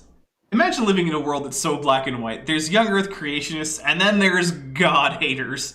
And never was there anyone with any other position besides those two. There's young Earth creationists and atheists. Yes, atheists who hate the God that they say doesn't exist. Oh, right. Yes, it's like all those people who really hate Voldemort. It's like, goodness. At most, you can say he's an unpleasant fictional character. All right, here we go, Thomas. That's not a bias, right? Anyway, so not at all. So it's a bias you haven't demonstrated they have, my guy. It would be a bias. I'll give them that. If they started out the paper with like, in this paper, we who hate God will attempt to demonstrate about sauropods that. But I'm going to go out on a limb, and I haven't read this paper because he hasn't bothered to cite it. I'm going to go out on a limb and say that that's not how any paper in Nature has ever started. So take their word for it. I mean, they're giving us some good information here, and they're saying that you've got to have. Okay, so they talk about the knee joint of the sauropods, and so as these creatures got bigger, I mean, they got big fast, and that was part of their defense mechanism because they didn't have horns and spikes and teeth. So, well, some of them had spikes, and they all had teeth, but they weren't like danger teeth, right? You know what I mean? Danger teeth. Well, like. A sauropod bite for something the size of a human isn't going to be fun, but if like you're the size of like, a Carcharodontosaurus, you're just being like, whatever. Tiny spade teeth. They had to grow real fast in order to not all get eaten. So growth rate was critical. But then, yeah, that's actually true. Sauropods had exceptionally high growth rates. They actually seem to have had basically the same reproductive strategy as like sea turtles. So like, the female lays just a lot of eggs and then just kind of abandons them. And then a whole bunch hatch. They had to grow really fast. A whole bunch of them are going to get picked off. But by the time they become adults, they're more or less immune to predation, which is the life strategy of the average sea turtle. So it's an interesting little convergence there between these giant land-based reptiles and these, well, often giant, but not always, sea reptiles, that they basically end up with the same reproductive strategy. The knee joint, the joint itself actually widened. So the surface area of the femur and the tibia. Dude, proportions aren't a part, right? It doesn't become irreducibly complex because it changes the proportion. That's not what irreducible complexity is.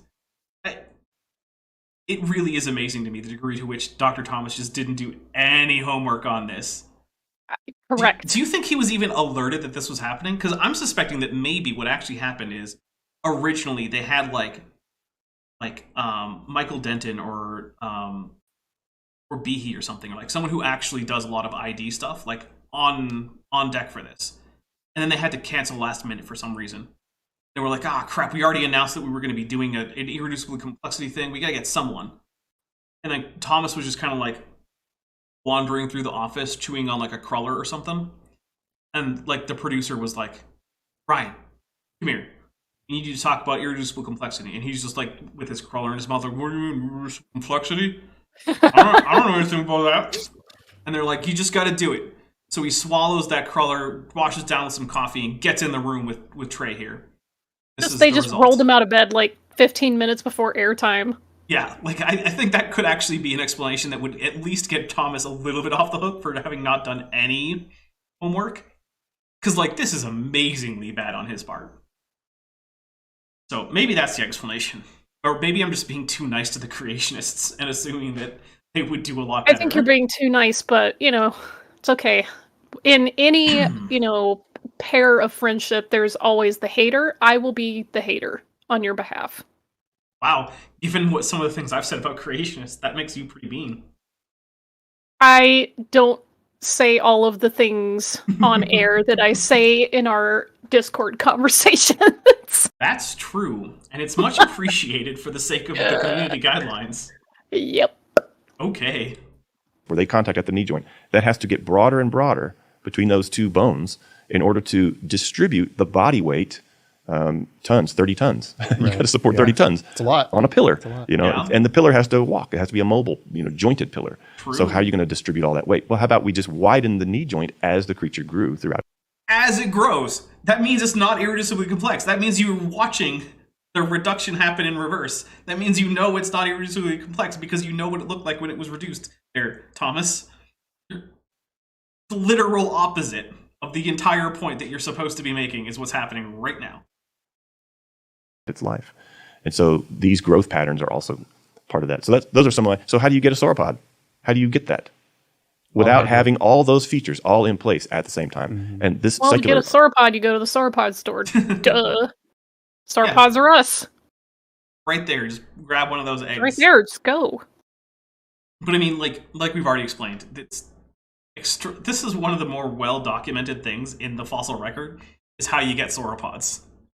It's actually not very mysterious because, fortunately for us, sauropods and their ancestors were very good at being preserved as fossils because, the bigger you are, the more likely some of your bones are to survive. Which, interestingly, remember how we said sauropods had small heads? It's also why heads, or crania, are some of the least frequent sauropod fossil finds. Most sauropods that you've ever seen in like a movie or something, most of that head is just based on related organisms, because most species of sauropods have no extant crania. Just can't find a cranium for it. So, there's a little fun thing there. Author and others like him would agree. Well, this all just came together. It all just came together. No, it didn't just come together. You can watch prosauropods become progressively bigger and bigger and more eusauropod-like through the Triassic into the early Jurassic. You can just do it. Right there. The bones are right there. Just like it needed to. How very unlikely, right? Yeah. How very unlikely that as a creature gets big and therefore puts more strain on its knees, that its knees might have selection pressure to get bigger. That's all that's being said right now. No, that's not very unlikely. Nor are mutations that might widen the knee proportionally.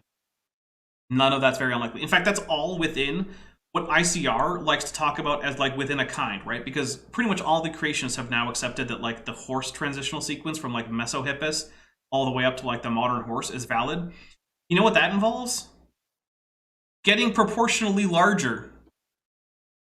Right there. That's not a morphological change. It's significantly different between going from Plateosaurus. Yes? My brain has just completely shut off, and I'm just sitting here browsing Instagram in the background because they're just not gonna answer the question. No, we only have 6 minutes left. We've gone almost 20 minutes into this video about irreducible and you complexity. are such a champ that you're trying to give us science facts and education. That's my because job. This video is a nothing burger. That's my job, though. That's why people come here. That's why they pay me the small bucks. Which, by the way, reminds me, I am gonna be starting up my Patreon drive for this year. My goal is to get to 800 a month. Or 100 patrons, whichever happens first. I have 72 active patrons and $6.29 a month. So if you want to sign up for Patreon to help me get there, it's in the description. Because at 800 a month, that would make Patreon plus the minimum that I'm going to get from YouTube, make the channel pretty much automatically at least self-sustaining. Without question. Month over month. Dr. Tapioca Weasel. Wait, people pay for this? he said with his clear membership and the fact that he is in fact Tapioca Tropical patron. Weasel, has been making it rain on people just for weeks and weeks. No, he's back to Dr. Tapioca Weasel. No longer. No, he's Tropical Weasel. I'm seeing it right here. Okay, no, fine. Tropical Weasel. Tropical Weasel for you from now on. Yes. Yeah, no, Dr. Tapioca Weasel is very, very generous. Much appreciated. All right, here we go. Well, wow. Yeah, now I'm thinking about a sauropod dinosaur with the head of a triceratops trying to like eat tree leaves and just unable to get his head up. You know, it's just like, wow. Because that's what evolution would say should happen. Yeah, okay. That's a sad picture. But I mean, that's what evolution requires, right? No! It's not what evolution requires, you colossal idiot. What are you talking about? No one is saying that's what should be happening. No one. Stupidos! Right, supposedly, just lots of death and millions of years of death. Yeah, okay, fine, lots of death, but not from Triceratops-headed sauropod collapse. But that's a lot of examples. And the fact that we see irreducible complexity today. Which we haven't... We don't! We haven't got any examples, but okay. We have nothing. In your mind, what are the implications, the broader implications of that? What does that say to you? Well, first of all, I think it's... Before I directly answer that question, let me... Of course. Before he answers that question, that'll be the day. Before I directly answer that question, let me waffle on for 5 minutes first. Just suggest that it's a good thing to talk about. Mm-hmm. Oh, you know, thanks. it's healthy for us to turn our attention to. Dude, you're talking to the people who chose to click on a video from ICR about the topic. They're already convinced it's an important topic. You don't have to convince. These body systems or cellular systems that have components that lean on one another and cannot function unless all of them are present and fully formed. Right. So why is it important to talk about it and think about it? I think because our evolutionary colleagues don't talk about it. They don't even emphasize. You know, it's almost like they only discuss things that are actually scientific. Yeah. But go off. Yeah. I guess. Because it doesn't support their view, right. You know, which is... No, here's which why... is, you know, reality. I want to explain, because I thought I would have a better chance than this to explain why irreducible complexity has not actually made it to be a significant thing anyone in the scientific field is talking about. Although I also kind of want to talk about, I hate open top button, but also tie. No tie, open top button, or close that top button and put on a tie. Pick one. This is just as bad as when like Matt Powell has the button-up shirt and he buttons the top button on like his polo shirt for no reason. It's silly. Sorry, it's just random fashion faux pas, I guess. Anyway, so there's a few different versions of the irreducible argument that you could make, right?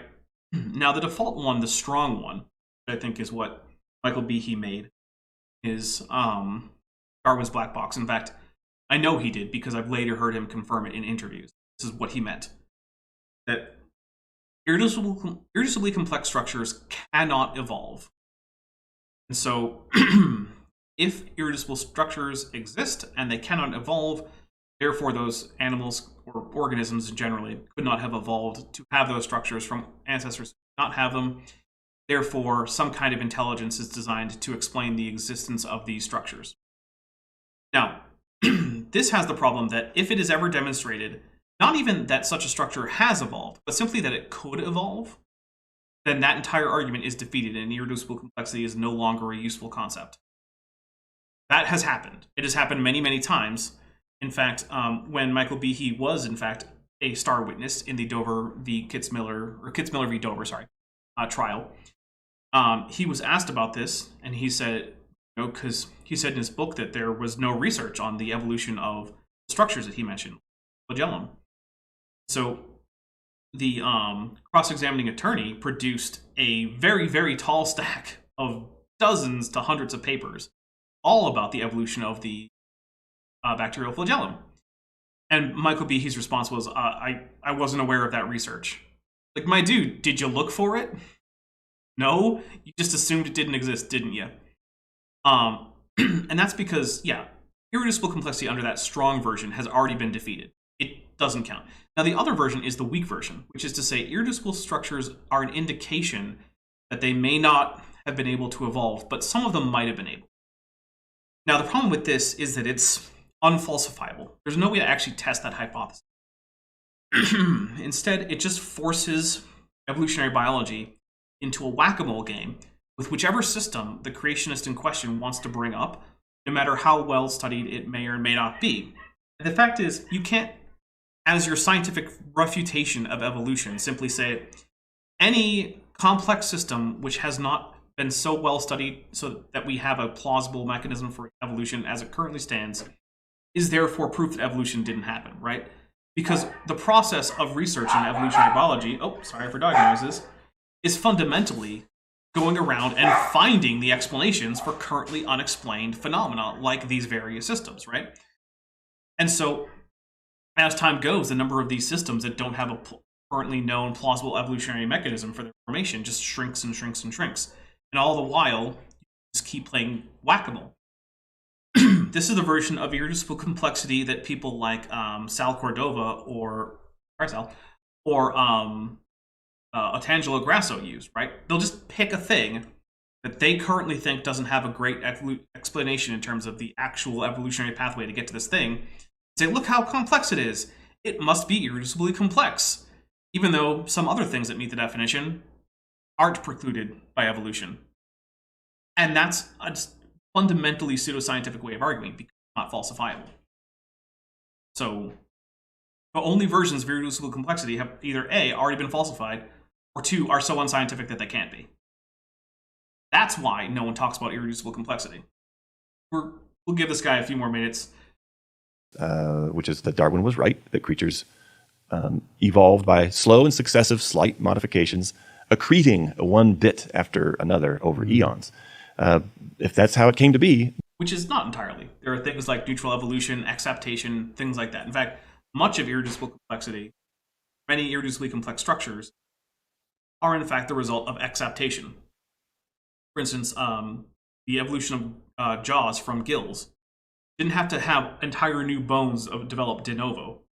It used the already hinged joints in gill arches to create a little trap around the mouth. And then that specialized, and those particular gill arches lost their respiratory function as they specialized into jaws. So yeah, your jaw is currently a vestigial gill. Fun fact. Then we really shouldn't see the kinds of all or nothing systems that we do see. Right. Because so that's my first reaction to your question is this is healthy to think about. It's healthy to talk about. It gives us water cooler fodder, right? Water cooler conversations. It's like, what do we want to talk about around the water cooler, taking a break in the office or whatever. And so, see, they did get him when he was just scrolling through the office with that curler. That's why he's got the water cooler in his mind, because they found him in the break room. Okay, Trey, we used to have these things called water coolers. Yes. I know you're in the different generation. I think I've seen pictures of them before. So wait, are water coolers not a thing in offices anymore? I haven't worked in an office in a very long time. Very long time. Like, let me know. Like, I'm not going to make a whole poll for it, but like, if you work in an office and you have a water cooler, let me know. Yeah, so you might know what I'm talking about. From the ancient past. Right.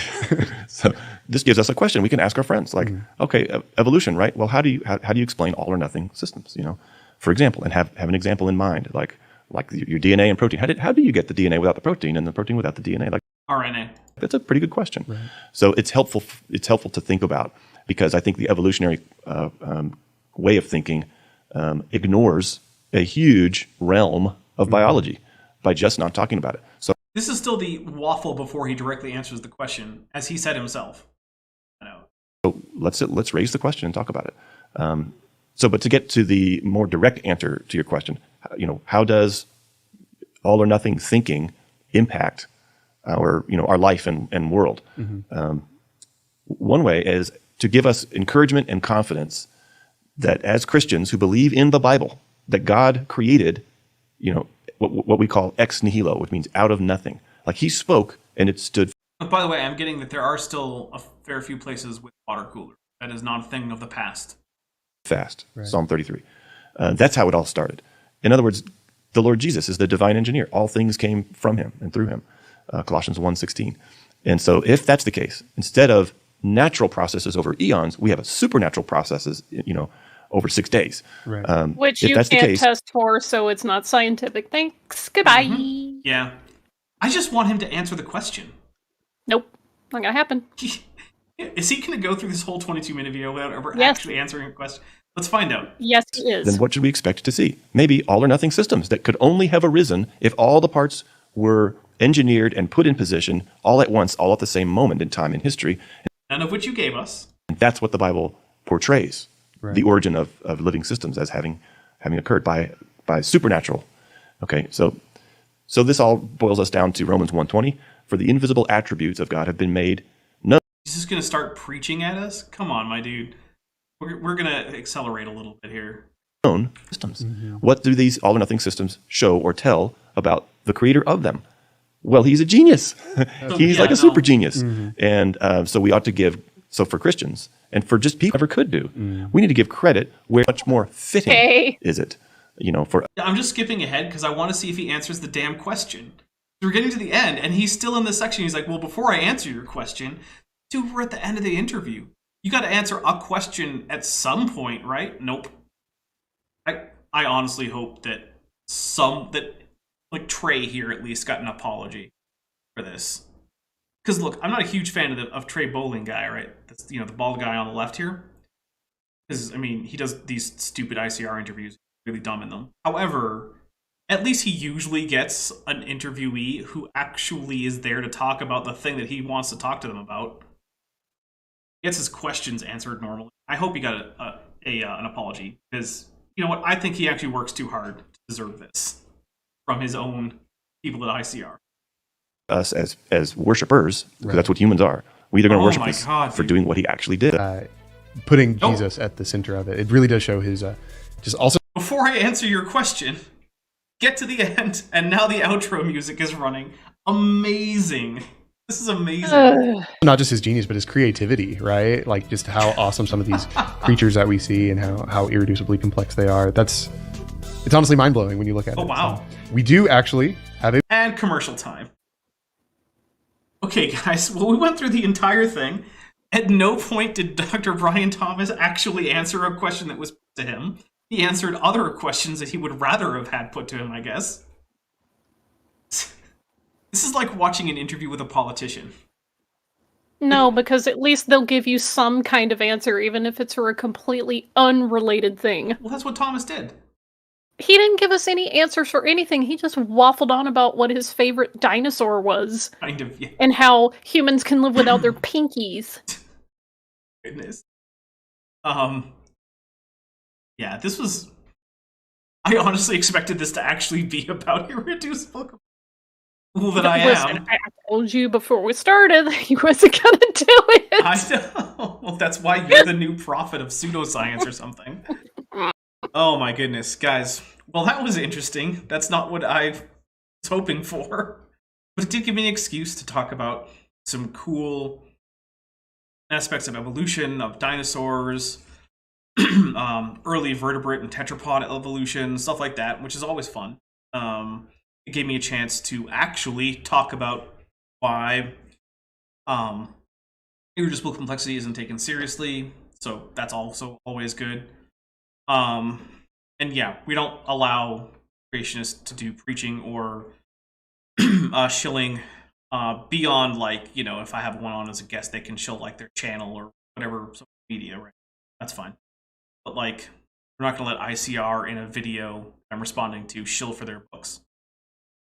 Which technically is not shilling, because shilling is supposed to be like you're not being open about it. That's just self-promotion. Whatever. Anyway, Shanti, do you have anything to self-promote? Boy. I was gonna try to get some work done on my channel, but yeah, my job got super hard this week, so that didn't happen. Well, that's unfortunate. Hey, stuff like that comes up. Eventually, sometime, maybe in 2025, you'll have that video up. Good grief. At this rate. At this rate, I'll get my channel going before this clown answers what an example of irreducible complexity is. Oof, nice. All right, so, let's see. So actually later today on Chesh's channel, I'm on with Landon, Noel, and Chesh, and we're going to be talking about like news. I'm sure we'll talk about the fact that there was a second longest ever process to find a Speaker of the House. It was just finished. finished last night here in the United States. For those of you who don't know, the Speaker of the House is basically the chief administrator of the lower house of the legislature in the United States. And until there is such a person, that house cannot swear in members or conduct any business, because all of that stuff has to go through the Speaker of the House. And how long was it? Was it 5 days of voting for Speaker of the House? I know it was, I think, 15 separate polls of the, technically not even the actual representatives, the representatives elect of the 118th Congress, because until they're sworn into the 118th Congress, which requires a speaker, they're technically not actually members of that. They're the members elect of the 118th Congress, which is just fun stuff. Anyway. Our country's a clown show anyway. Basically. So yeah, we'll be talking about that, all sorts of other stuff. That'll be starting in about an hour and a half, basically. So tune in for that. Then on Tuesday, I'm expecting a Kent with Bent. I have gotten in touch with Erica to see if she would like to do an Eric with Erica. She is still not confirmed for that. She has said that she would like to, but she's not sure that she will be able to. I told her that it's no worries, and I'm just going to assume it's going to be a Kent with Bent unless I hear otherwise, so I'm still assuming it's going to be a Kent with Bent. That'll be 101. Let's see. Thursday, Dr. Robert Carter and Evolution's Achilles Heel, the movie. So that will be the supercut version of that. I'm trying to figure out how long that is going to. It's going to be a long one. It's going to be, I think it's over 2 hours. Whatever. It's hard to see for me. Once I set it to Premiere, YouTube doesn't like to show me the time on it when I mouse over it in my studio.